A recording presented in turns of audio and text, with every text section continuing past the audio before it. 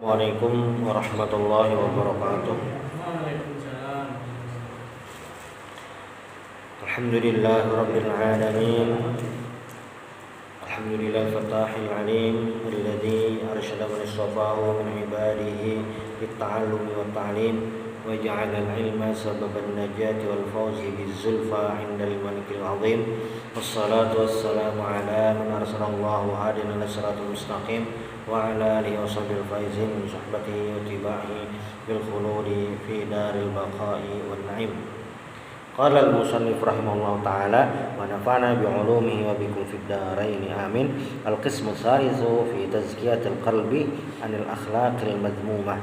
Qala Allah ta'ala qad aflaha man tazakka wa qala qad aflaha man zakkaha. Wa tazkiyah ya at-tathhir. Wa qala Rasulullah sallallahu alaihi wasallam at-tuhuru syatrul iman.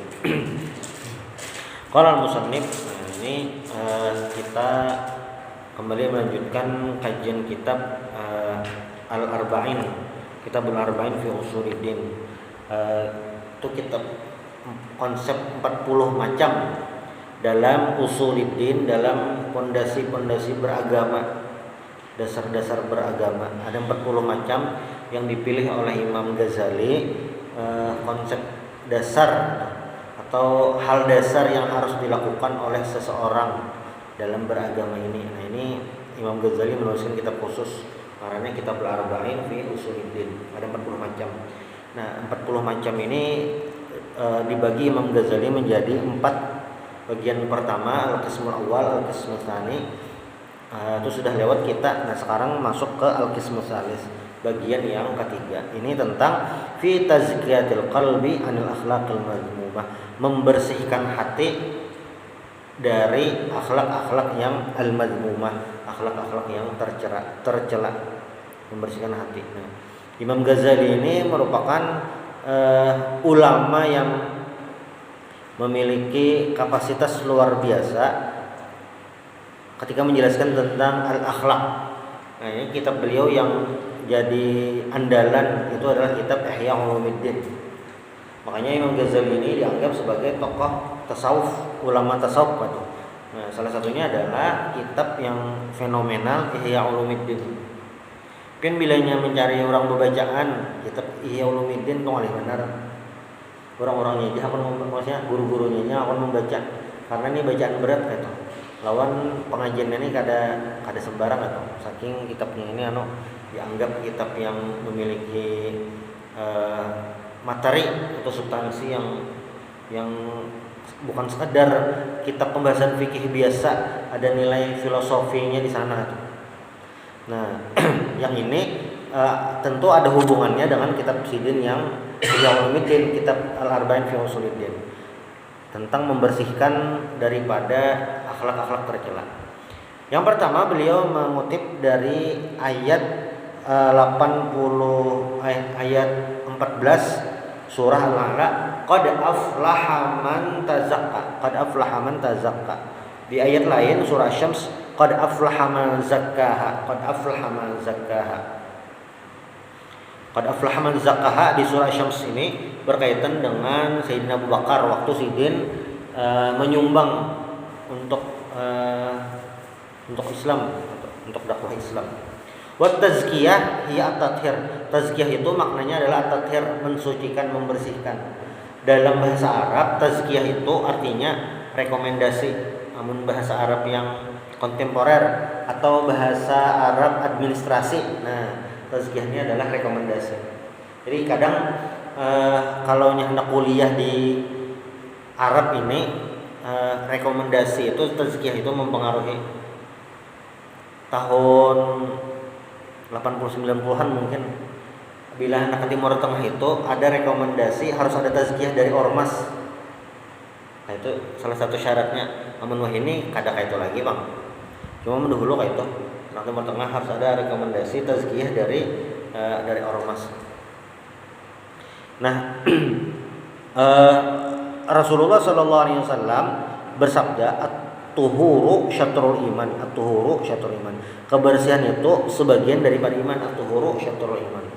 Hadis ini diriwayatkan oleh Imam Muslim di fadilah wudu.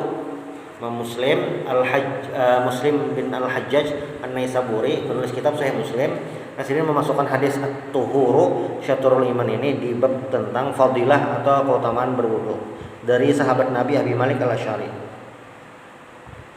Nah, ujar Imam Nawawi ini Yahya bin Syaraf An-Nawawi. Yahya bin Syaraf An-Nawawi. An-Nawawi itu Nawa itu ngaran kampung sendiri. Ujar Imam Nawawi, hadza hadisun azimun asli min usul Islam. Hadis yang at-tuhuru syatrul iman, kebersihan sebagian daripada iman ini merupakan hadis yang jadi induk yang berhubungan dengan kebersihan, yang berhubungan dengan keimanan. Qad ishtama'a ala muhimmatin min qawaidil Islam. Hadis ini menjadi dasar pembahasan penting dalam kaidah-kaidah Islam. Kaidah tentang pentingnya kebersihan, hadis ini. Tentang kebersihan berhubungan dengan iman, hadis ini. Tentang orang beriman itu ada hubungannya dengan orang yang bersih, hadis ini juga.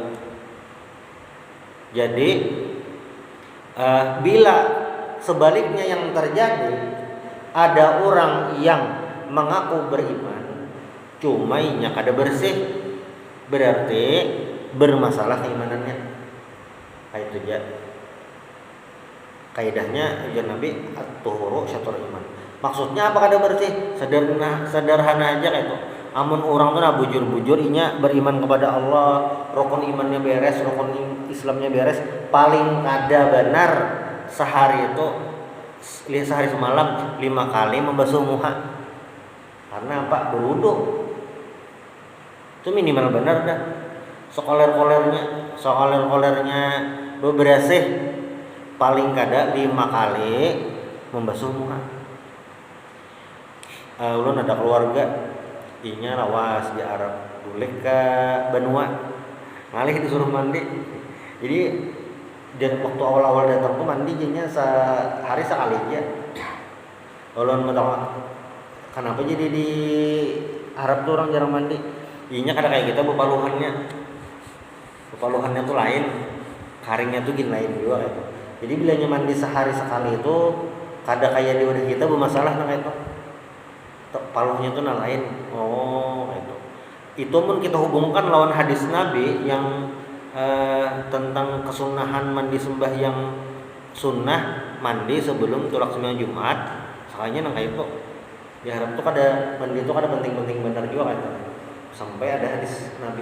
Kita kada disuruh mandi ya mandi aja kan. Lain kondisinya.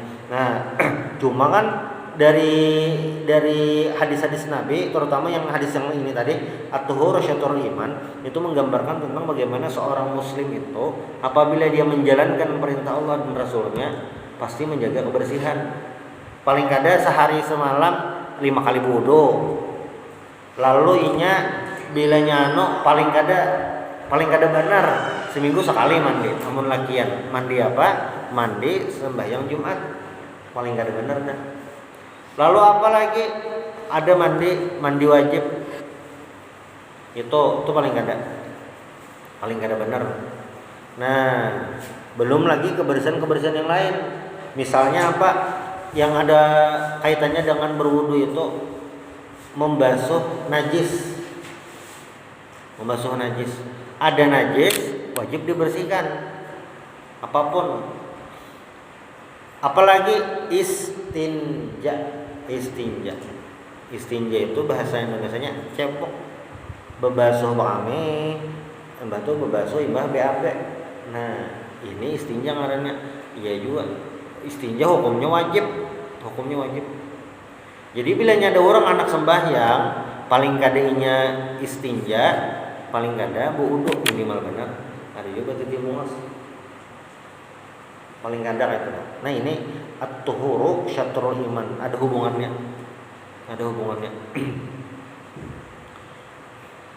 Berarti bilanya kada nang kaya itu ada ajaran-ajaran dari Nabi, perintah dari Nabi yang belum terlaksana. Nah, kayak itu aja. Fafham minhu anna kamalal imani bi tazkiyatil qalbi amma la yuhibbullahu azza wajalla. Nah, yang maksudnya Imam Ghazali ketika menyebutkan hadis at-tuhuru syatrul iman, bersih itu sebagian daripada iman, itu bukan hanya kebersihan zahir, kebersihan yang dilihat secara kasat mata, yang sampah yang ada tuh, bukan itu saja. Tetapi di sini Imam Ghazali menyebutkan tentang apa? Tazkiyatil qalbi amma la yuhibbullahu azza wajalla. Membersihkan hati daripada hal-hal yang tidak disukai oleh Allah Subhanahu wa taala. Jadi arah pembicaraan Imam Ghazali itu ke sana, untuk membersihkan hati. Perlu kita ketahui Imam Ghazali ini hidup di masa perang salib. Imam Ghazali itu karena tulisan seseorang itu akan dipengaruhi oleh zamannya. Kita akan melihat gaya tulisan berbeda tentang politik, pakar politik di zaman Orde Baru dengan di zaman Reformasi, dan hari ini itu akan berbeda. Walaupun yang dibahas sama, misalnya judulnya kepemimpinan, namun zaman Orde Baru menulis itu, nah ada kata salah sedikit nyata dah. Bahkan bisa dari judul bisa langsung dilarang dah beredar. Zaman Orde Baru. Zaman Reformasi, awal-awal Reformasi itu dibuka seluas-luasnya, terserah aja isinya apa.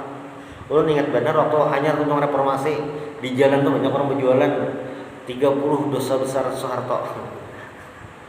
Ya pokoknya itu, persoalan mungkin bisa ingat dia kata-kata tuh. Nah, maksudnya zaman itu kan mempengaruhi.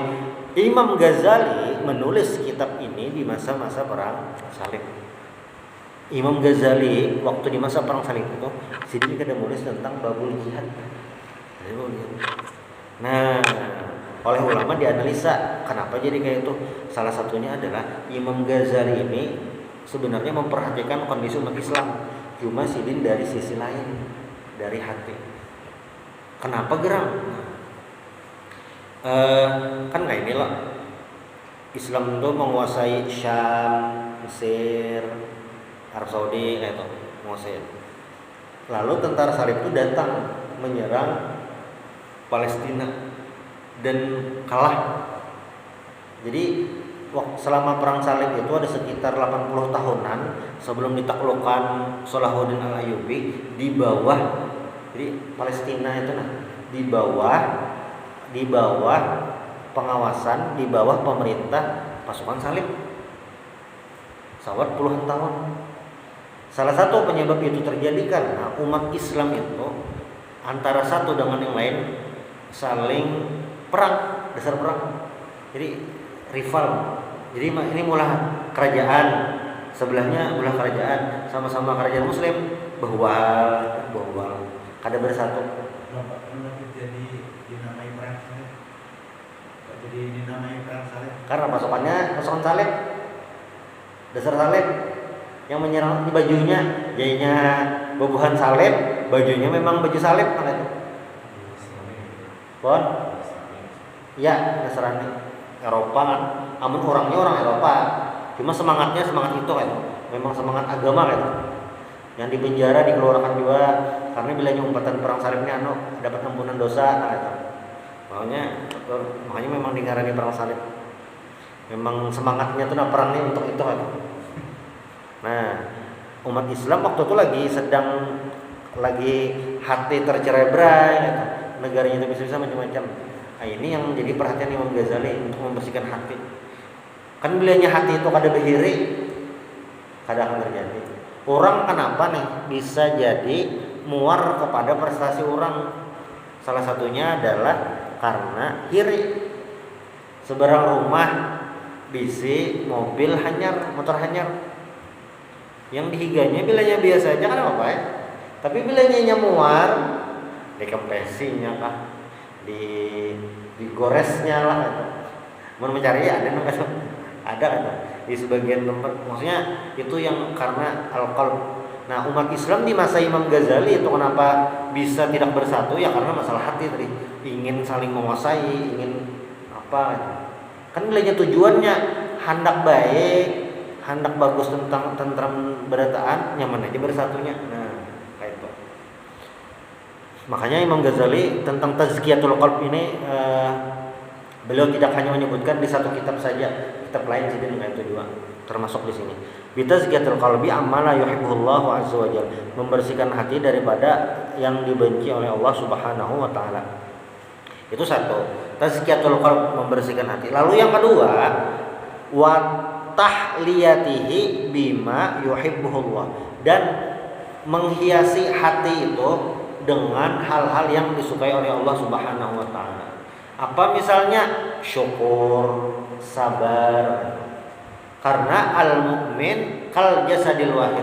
Orang mukmin itu seperti satu tubuh.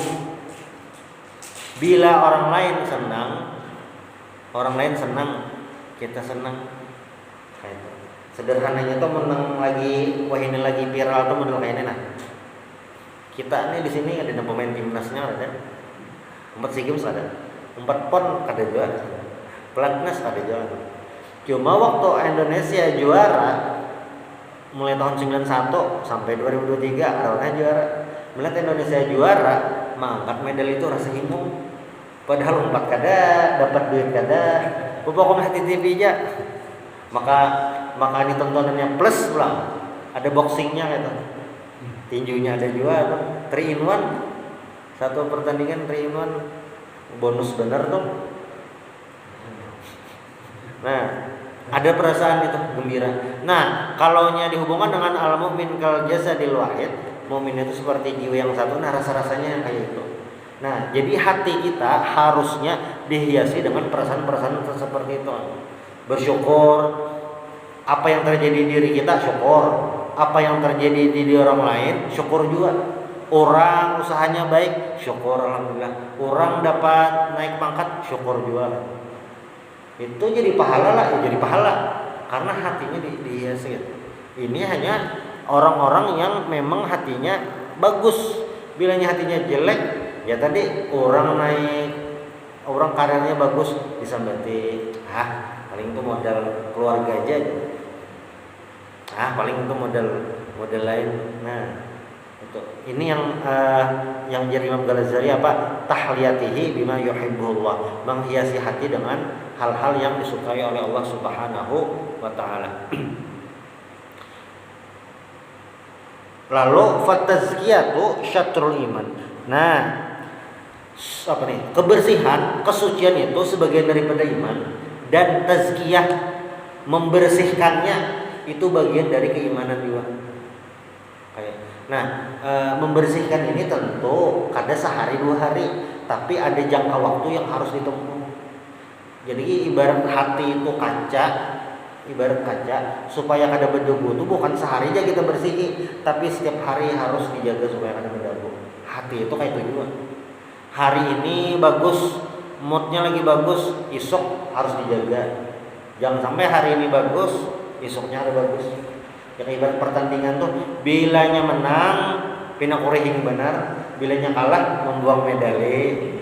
Nah, kadang itu maksudnya apa ngarannya nih? Ya tadi membersihkan hati dari macam-macam itu merupakan sebuah usaha. Kalaunya niat itu istilahnya islahun niyah. Kalaunya hati ini tazkiyah. Kita ibadah apapun selama itu kita kerjakan jangan menyesal. Kenapa? Karena ada yang namanya islahun niyah, memperbaiki niat. Jadi dahulu kawan-kawan ulun di pondok itu waktu masuk pondok tuh banyak niatnya macam-macam. Karena gini Pak, Iya. kan kita ini banyak problem misalnya ini baik, besok problemnya jelek. Nah, Iya. ini yang jadi masalah. Nah, karena problem tadi. Iya. Nah itu jadinya kan. Iya. Kadang-kadang bisa jelek. Nggak bisa hari ini baik, besok terus kan. Iya. Karena memang hadis Nabi itu al-iman yazidu yang iman itu bisa naik turun. Makanya dalam sebuah hadis yang diriwayatkan oleh Abdullah bin Amr bahwasanya setiap apa ngarannya nih semangat beribadah itu ada syarrahnya. Semangat, tapi setiap semangat itu ada masa apa ngarannya futur itu mengendur. Nah, tetapi ujar Nabi, siapa yang lagi masa futur maka harus tetap berpegang dengan sunnahku. Nah, faman kanat lahu, siapa yang berpegang terhadap sunnah Nabi itu aflah beruntung. Tapi waman kana ghairu dzalik faqad halak. Tapi kalau bukan seperti itu binasa. Maksudnya itu kayaknya kenyataannya waqi'iyahnya kenyataannya iman itu ya yazid wa yanqus. Naik turun tuh ya. Ya. Naik turun itu dan lagi naik turun tuh. Jadi gimana naik turun? Nah, naik itu bilanya rajin ibadah lagi naik, bilanya lagi koler lagi turun. Nah, itu jadi Nabi sebuah fakta yang naik tarus tuh kayak Sayyidina Abu Bakar tuh naik tarus dah. Jadi sebuah fakta itu pasti dah kita sebenarnya. Cuma ujar Nabi paling kada gitu. Tetap ada patokannya, jadi ada batasannya. Nah, sederhananya tuh kayak ini, sekoler-kolernya kita beribadah, mengaji macam-macam, paling kada sehari itu kita tetap sembahyang 5 waktu. Nah, misalnya ini di luar bulan puasa lah. Subuh ini idealnya seharusnya. Yang ideal standar lah. Ada yang ideal banyak benar, ada ideal standar. Subuh bangun, sembahyang tahajud. Nah, itu sembahyang witir. Ada tahajud 11 8 rakaat, witir 3 rakaat. Nah, itu paling sadang. Situ misalnya itu sembahyang subuh, menyunat subuh, sembahyang subuhnya berjamaah. Sudah. Lalu hendak tulak begawe misalnya nih, hendak tulak begawe sampai sembahyang duha. Jadi sampai sembahyang duha kan jam 7-an, apalagi ini subuh song-song jam 5. Jam 7 itu sudah ada duha. Misalnya tulak ke kantor sembahyang duha, sudah lah. Dan di kantor jam istirahat apa ngarannya nih, sembahyang zuhur berjamaah. Nah, sebelum sembahyang zuhur tuh qobliyah zuhur, ba'diyah zuhur, bulik misalnya pas asar tuh sama qobliyah asar, sembahyang asarnya. Lalu maghrib. Nah, maghrib tuh sama nih, sebelum maghrib sembahyang maghribnya berjamaah, ba'diyah maghrib, mbahnya tuh mengaji misalnya. Mbah maghrib itu mengaji. Barangnya mengaji, baca Yasin Waqiah Tabarak atau mengaji yang lain, membaca wirid macam-macam sampai Isya. Tuntung Isya nih qobliyah Isya, ba'diyah Isya. Sudah nih guring misalnya standar ideal kayak tuh yang standar ideal. Nah, waktu lagi kita futur, lagi koler atau lagi banyak macam-macam, paling kada sehari semalam itu kita sembahyang 5 waktu. Nah, walaupun kada bangun malam, subuh bangun sembahyang subuh, zuhur sembahyang, asar sembahyang, maghrib sembahyang, isya sembahyang. Nah, itu paling kadang itu aja. Walaupun kada sembahyang sunat sama sekali, yang penting 5 itu tergawe dah. Nah, paling itu yang standar minimal. Orang tuh narancak, cara mengukurnya tuh salah. Cara mengukur para saulun. Bilanya paham standar minimal yang digawi seorang muslim lawan standar maksimal, itu kan terlalu ngalih. Kan minimal yang kita kerjakan adalah sembahyang 5 waktu dalam sehari itu. Nah, puasa kan wajib. Puasa itu setahun sekali. Jadi ini mulai bulan Syawal tadi sampai kayaknya tetamu bulan Ramadan pulang, kada pernah hanya puasa, kada ada berdosa. Kada sembahyang, kada puasa sunat walaupun sekali. Puasa 6 kada puasa. Kayaknya puasa hari Arafah kada puasa, hari Asyura kada puasa, Ayyamul Bid kada pernah puasa, Senin Kamis kada pernah puasa, Nisbo kada puasa juga. Pokoknya kada pernah puasa sunat, berdosa lahnya. Kada berdosa. Cuma kada dapat kesempatan untuk mendapatkan pahala banyak, itu aja. Cuma ada berdosa. Jadi bila ada orang yang menggawe standar minimal tadi, itu sudah mantap dah itu.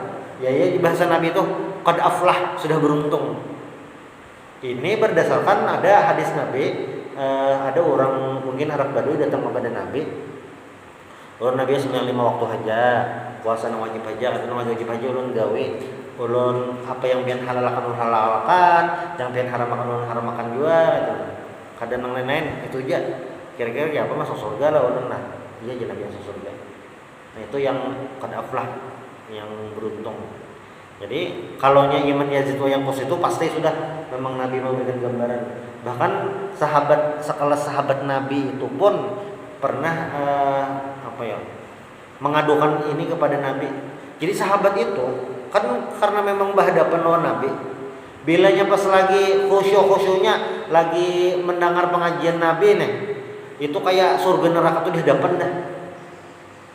Kita lain lah orang yang misalnya mengisahkan Jakarta berjalanan seminggu, yang berjalanan sebulan, lawan yang berdiam di Jakarta bertahun-tahun, mengisahkannya itu lain. Orang yang melihat Jakarta dari TV, orang yang melihat Jakarta dari radio, mendengar Jakarta di radio aja, yang membaca buku, lawan yang melihat langsung pada sama cara mengisahkannya. Nabi ini surga melihat langsung, neraka melihat langsung. Jadi Nabi berkisah tuh real benar. Jadi sahabat tuh mendengar orang pertama langsung. Kalau yang kita ini kan ya dari hadis Nabi, dari yang sampai saya itu. Makanya sahabat tuh bilang kayak melihat surga langsung. Ya Nabi langsung melihat detailnya tuh Nabi kalau misalkan. Nah kan sedekat itu. Tapi yang sahabat nih boleh ke rumah, tertawaan di rumah, kadingat lagi neraka, madu lawan Nabi. Ulun Nabi jarang pas pengajian mah rasa parak benar surga dan neraka rasa di hadapan. Cuma boleh ke rumah lawan anak bermainan rame, kadingat lagi kesana tadi. Jawaban Nabi apa? Saah ada waktunya. Jadi Nabi ada waktunya. Jadi yang naik turun itu memang itu. Cuma paling ada rambu-rambu yang tidak boleh dilanggar. Dalam hal ini yang haram itu jangan digawe, yang wajib tetap dikerjakan. Yang paling ada yang sunat-sunatnya luput, nah itu benar ya. Nah itu. Kalau sembahyang wajib itu kan telat waktu. Nah, ini sembahyang asar, sembahyang zuhur misalnya, itu sudah bukan intil benar lah, tapi istilahnya sudah lewat kurang-kurang setengah jam. Pada dulu diantar paling itu gimana? Yang dikatakan lalai sholat itu gimana? Oh ya. Nah jadi yang ngarannya lalai sembahyang itu adalah sembahyang yang nyata lah, sembahyang di luar waktu itu satu. Lalu yang kedua, yang menggawi itu bilang para keluar dah. Nah cuma itu kada berdosa. Jadi kayak ini dalam hadis. Tapi kalau belum masuk asar misalnya, itu masih bahkan dalam hadis itu kayak ini nah. Dalam hadis itu bahkan kayak ini. Kan dalam bab fikih ini pembahasan fikih ulang lah. Kalau yang iman Yazid yang musuh masalah tauhid. Jadi beda kasusnya. Untuk masalah sembahyang dulu lah. Sembahyang ini kan ada 3 tipe waktu. Satu adaan, biasanya diartikan tunai atau mengerjakan sholat dalam waktunya. Itu adaan istilah fikihnya. Adaan dikerjakan di waktunya. Lalu yang kedua i'adatan ini mengulang sembahyang tapi masih dalam waktunya. Misalnya kayak apa yang i'adatan nih? Misalnya kayak ini pas azan zuhur sembahyang berdahulu karena dikira dilanggar keadaan orangnya. Sembahyang berdahulu. Tuntong sembahyang zuhur sakanya jamaahnya datangan. Karena orang kan hanya datangan ke rumah. Hanya berganti baju. Ada hanya jamaahnya. Sidinnya kosong-kosongan sembahyang. Lalu mau ulang sembahyang berjamaah. Sudah masuk. Ajan sudah di lain. Sidin tadi indah ajan. Langsung sembahyang. Langsung sembahyang. Pas ada jemaah datang. Sakanya pas jamaah datang, dasar jamaah belum datangan. Sidin kosong-kosongan sembahyang dikira ada. Dikira karena kan sebagian langgar tuh ada yang juhur ada di sini kayak tuh. Pada kita kan komplek kan karena sunyi ada di sini gitu. Kayak itu, iya.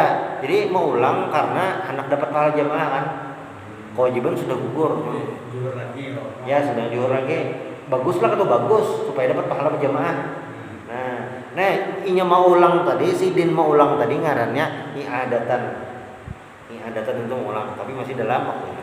Yang kedua, yang ketiga qadaan. Qadaan ini adalah mengerjakan sholat di luar waktunya atau mengerjakan sholat di waktu yang sudah habis sesudah waktunya lewat. Itu qadaan, rakaatnya sama. Mengerjakan sholat di luar waktunya atau mengerjakan sholat sudah lewat waktunya. Bilanya mengerjakan sholat belum waktunya itu kada sah sama sekali. Tapi bilanya mengerjakan sholat di luar waktu atau sudah lewat waktu, sembahyangnya sah aja, tapi ngarannya qadaan. Walaupun lewatnya tadi sengaja. Iya, itu ngarannya qadaan ngarannya. Nah itu dari waktu lah. Udah. Dari tiga ini apa hukumnya? Nah, yang wajib jelas adaan, selesai itu kan ada masalah. Yang sunnah, maksud sunnah itu kayak ini, menambahi pahala, itu i'adatan. Amun orang ada menggawi i'adatan itu menambahi pahala, bagus saja. Yang ketiga qadaan. Nah qadaan ini apa ngarannya nih? Berdosa. Berdosa itu bukan sembahyangnya ada, tapi melambatkan sehingga keluar waktunya. Nah ini yang maksudnya sahun lalai. Kon? Kondisinya beda. Iya, beda. Nah makanya tadi, jadi misalnya ada bedanya di mana garam? Bedanya tuh kayak ini. Diniat aja. Niat aja membedakan, terutama zaman takhir. Contoh sederhana misalnya, kita hendak tolak ke hulu sungai, misalnya Berabai, Sungai Banjar. Di Berabai itu ada acara setumat lah. Jadi rencana hendak balik hari. Si A tulak mulai Banjar, apa ngarannya nih? Sampai di sana jam 2 siang. Jam 2 siang itu kan waktu zuhur. Nah, itu kawa menggawi sembahyang zuhur tersendiri. Pilihannya nih lah, kawa menggawi sembahyang zuhur aja. Lalu sembahyang asar digawi di waktunya juga. Itu yang biasa, kadang ambil rukhsah. Itu yang pertama. Yang kedua pulang, inya kawa juga, sidin tadi kawa juga mengambil pilihan jama takdim. Sembahyang zuhur dulu, lalu hanya sembahyang asar, artinya sembahyang asar dimajuakan karena jama takdim. Yang ketiga, karena uyuh benar sampai hen aja sembahyang, itu bisa jama takhir, zuhurnya digawi di waktu asar. Sudah 3 buting kemungkinan loh cara menggawi. Ada yang keempat. Nah keempat nih orangnya kada tapi paham masalah sembahyang. Apanya yang keempat nih? Beniat kada, bepadah kada apa-apa. Sampai di Barabai kada apa-apanya. Sembahyang kada. Takoni orang sembahyang, kan sembahyang kada aja. Musafir aja. Aku semang kene juga aku sembahyang aja. Uyuh lagi awak nanya. Kene aja lenjer. Kene tuh kada bepadah juga waktu asar. Menjamak kada juga, kada berniat sama sekali. Kada ada apa-apanya. Dasar kada paham kata nah. Dasar kada paham. Lalu asar kada hari aja. Nah, zuhur. Nah, yang ininya sembahyang zuhurnya qadaan. Karena apa? Inya kada berniat. Padahal yang contoh keempat nih, ininya mana aja tinggal berniat karena sembahyang zuhurnya digawi waktu asar kayak itu ya. Itu sudah masuk niat jama takhir dalam mazhab Syafi'i. Jama takdim sama jama takhir tadi berurutannya sama. Kalau jama takdim wajib zuhur berdahulu, hanya asar. Kalau jama takhir terserah aja. Oh, terserah aja. Mau zuhur dulu boleh? Boleh, asar dulu boleh, terserah aja. Tapi kalau takdim harus asar zuhur dulu. Ya, zuhur dulu. Nah ini kan yang membedakan masalah ilmu dan pengetahuan secara tampilan sama-sama waktu zuhur kada sembahyang. Cuma yang contoh ketiga tadi inya memang berniat dalam hati sembahyang zuhur ini dijamak lawan asar. Dan contoh keempat ini dasar kada apa-apanya. Kada terpikir apa-apa. Jadi kalau yang misalnya sembahyang masih dalam waktunya tadi bukan dianggap lalai ya? Ada. Nah, kan zuhur nih misalnya kita ambil contoh aja zuhur. Zuhur itu kan wah ini jam 12.20 kurang lebih. Jam 3 misalnya. Itu habisnya jam 3.40-an. Nah, jam 3 kita hanya zuhur. Lalu sembahyang zuhur jam 3 lalai atau kada kah? Kada, karena itu masih dalam waktunya. Tapi yang terlewat itu apa? Yang terlewat itu adalah sembahyang di luar waktu afdal. Karena bukan awal waktu, itu satu. Lalu yang kedua, bilanya jam 3 itu hampir bisa dipastikan kada kau berjamaah. Kan orang sudah tundungan sembahyang zuhur. Yang bayar sorangan. Kecuali ini memaksa orang, kawannya aku berjamaah. Ya, boleh ya. Sibuk apa misalnya. Itu ya, inggih. Apakah itu termasuk kodoan? Kada masuk. Ini berdosa lah, kada berdosa karena masih di awal waktu. Cuma ini kehilangan satu pahala berjamaah, yang kedua pahala di awal waktu. Apa? Kodoan ya. Oh jamak akhir kada boleh terbalik. Kalau nyokodoan terserah aja. Kalau di kada tadi kan misalnya lambat zuhur asar tadi. Oh nya kada berniat apa-apa. Kada boleh. Ya kada berniat apa-apa kan. Sembahyang apa kan sama orang kan. Amun kodoan tuh terserah aja juga. Kada maksudnya kalau boleh paling asar dulu hanya zuhur kan harus zuhur dulu asar kan. Boleh, kada boleh terbalik. Oh boleh ya. Yang kada boleh terbalik itu jangan takdim. Itu jam 3 sore jam sore. Radius jamak itu berapa? 60 atau 80 kilo? 80 kilo, 80 kilo. 80 kilo minimal 80 kilo. Tapi sekarang 80 kilo dari rumah atau 80 kilo dari yang dituju? Dari rumah yang dituju. Misalnya kan namanya berizin nih. Ya. Pasti sudah jauh berlawakan. Nah maksudnya supaya ada sembahyang lagi kita lakukan. Misalnya pada hari itu kan baru 80 kilo. Oh, kada apa-apa. Ini memang lagi dalam perjalanan. Awalnya sudah melakukan. Oh ya. Ya, yang penting tujuan akhir. Oh, yang penting tujuan akhir. Iya, yang tujuan akhir. Ya. Bukan jarak dari rumah. Ya. Pada saat sembahyang. Ya. Nah, yang penting tuh keluar dari batas kota. Namun Banjarmasin ini kan batas kotanya Palnam. Jadi bila jadi Kartanghanyar itu sudah bisa. sudah kawa. Awalnya misalnya tanggal sungai. Ya, sudah kawa. Terus